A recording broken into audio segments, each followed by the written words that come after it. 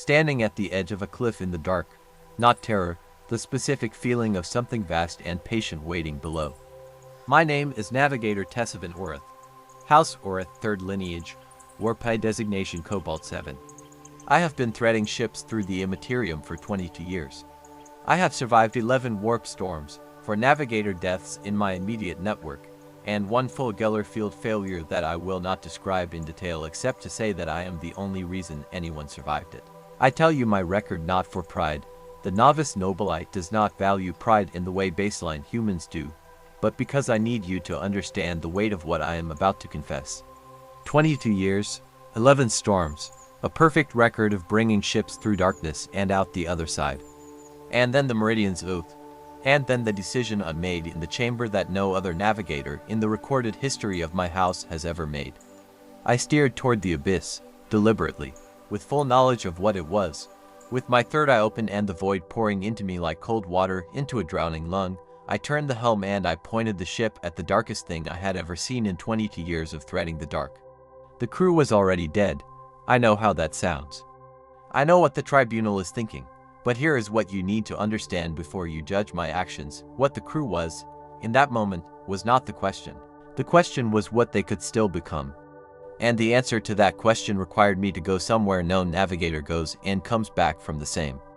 I am going to tell you why I steered toward it. But first I need you to understand something about the abyss that the charts do not record and the novice Nobilite does not teach, something I learned in the moment before the void took everything. In the silence between the last scream and the first impossible thing I saw on the other side. I am going to tell you why I steered toward it. But first I need you to understand something about the abyss that the charts do not record and the novice Nobilite does not teach, something I learned in the moment before the void took everything, in the silence between the last scream and the first impossible thing I saw on the other side. The Meridian's Oath was a mid-range transport, 41 crew. Not a warship, not a grand cruiser, the kind of vessel that does the quiet necessary work of the Imperium. Moving Medicae supplies, carrying colonists, ferrying the endless bureaucratic tide of administratum cargo between systems. Her captain was a woman named Jorvith Call, 43 years old, 20 years in void service. The kind of competence that never draws attention to itself because it never produces crises requiring attention. She had 2 children on Tessavin Prime. She carried their photographs in a frame bolted to the command throne because she said it reminded her what careful flying was for.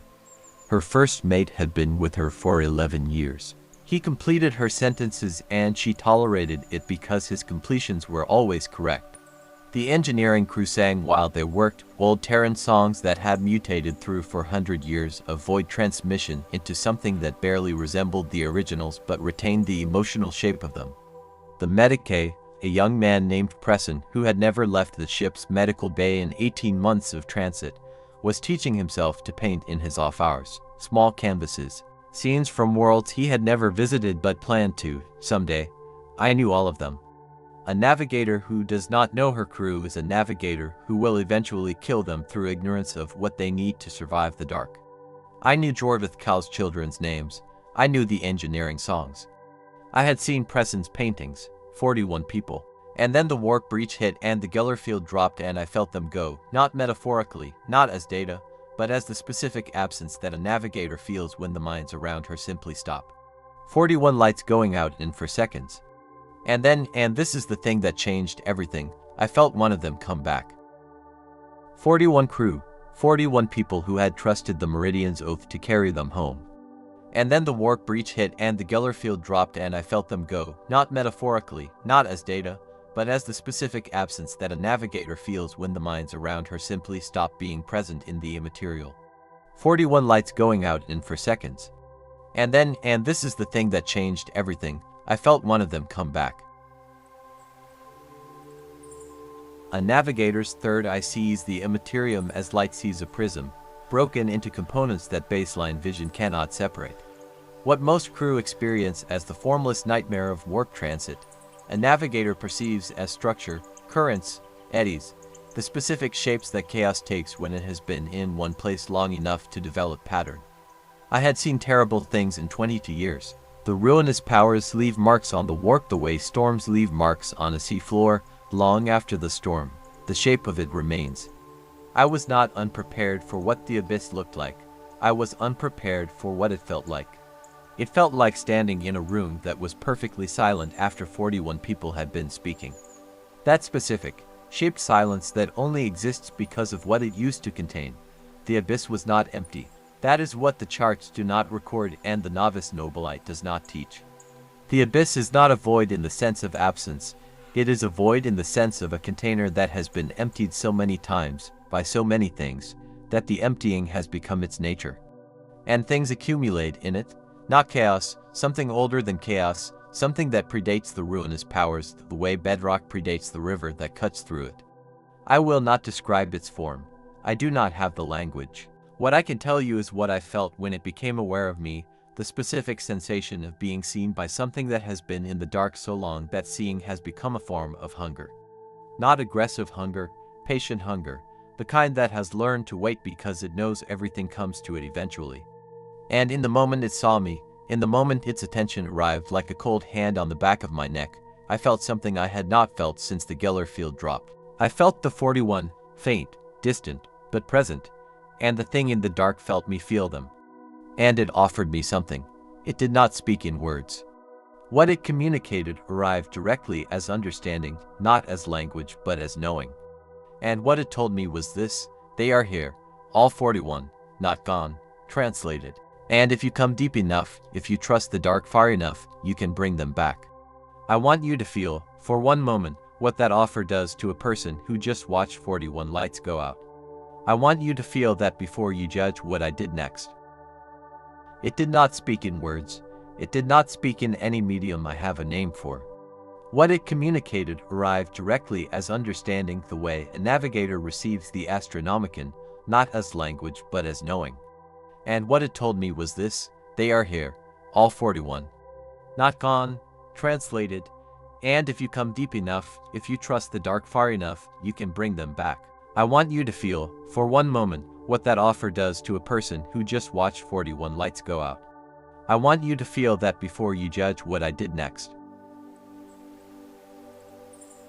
I steered toward it. I want to be precise about the sequence of decisions because the tribunal will want to know at what point I could have turned back. The answer is, approximately 11 seconds after I first felt the 41.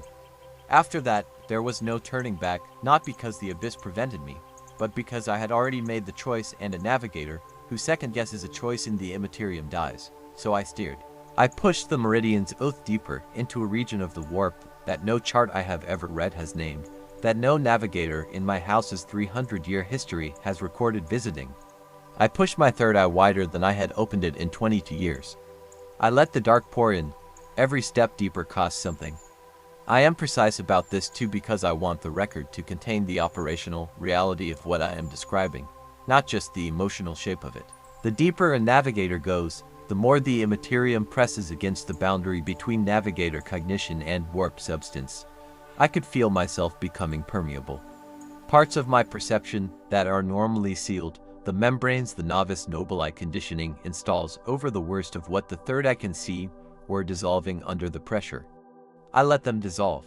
I needed to see clearly to find the 41, and I could not afford the membranes. What I saw without them is not something I will describe in this testimony, not to protect myself. To protect the tribunal from information that does not come out of the mind once it goes in. I found the 41. The thing in the dark had not lied. They were there. Not intact, not whole, not as they had been when the Geller field dropped, but present. The warp had translated them rather than destroyed them, and they were held in the abyss the way sediment is held in still water, suspended, waiting, not gone. I reached for them with every tool the novice Nobilite had given me and several it had not. I pulled. The abyss pulled back. We negotiated in a medium I do not have language for. And something was agreed. I brought them back, all 41.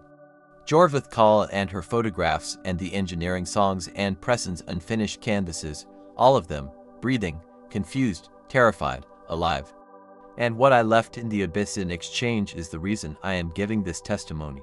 Because it did not take my life, it took something I did not know I could lose. And I did not understand what it had taken until 3 days later, when Jorvith Kahl's children came to meet the ship at dock, and I watched her run to them, and I felt nothing. Not grief, not joy, not relief, nothing. The part of me that knew what it meant to love someone had been left in the dark as payment. And it has not come back. I brought them back, all 41. Jorvith Kahl and her photographs and the engineering songs and Preston's unfinished canvases, all of them, breathing, confused, terrified, alive. I brought them all the way back, and what I left in the abyss in exchange, what the dark took as the price of 41 souls returned, is the reason I am giving this testimony. Because it did not take my life, it took something I did not know I could lose. And I did not understand what it had taken until 3 days later, when Jorvith Kahl's children came to meet the ship at dock, and I watched her run to them, and I felt nothing.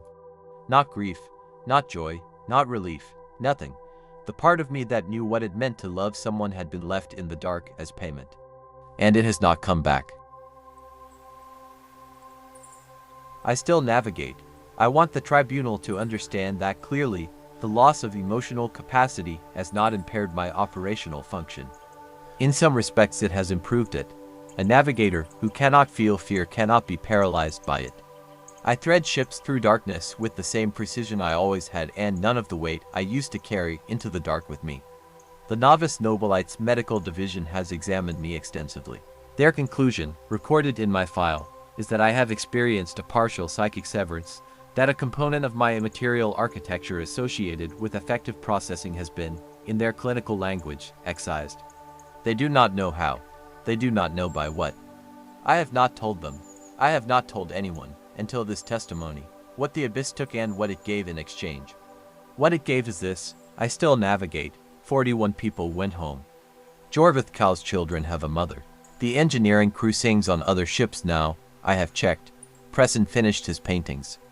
He has visited 4 of the worlds he painted from imagination, and I am told the real places were better than he expected.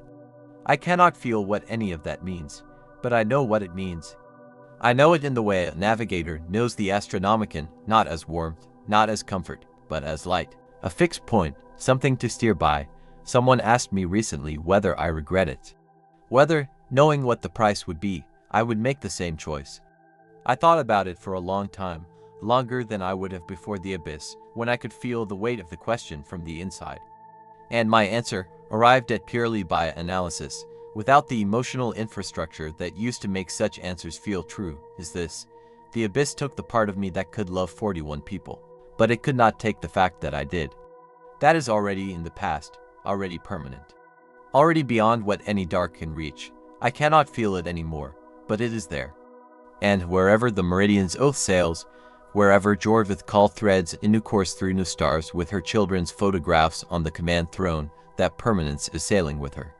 I steered into the abyss. I brought them home.